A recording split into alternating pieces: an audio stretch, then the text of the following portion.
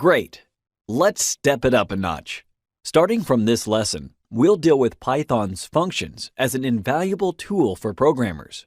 The best way of learning is by doing, so let's create a function and see how it can be applied.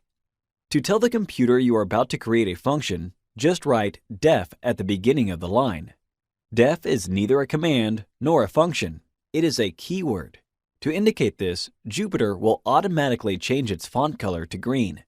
Then you can type the name of the function you will use. For instance, simple, as we will create a very simple function.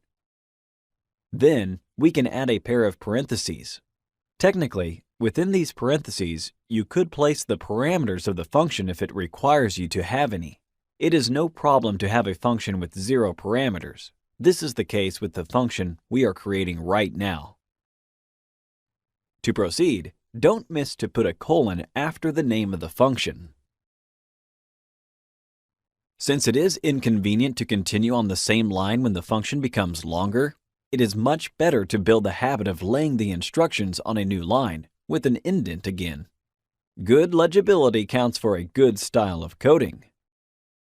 Alright, let's see what will happen when we ask the machine to print a sentence.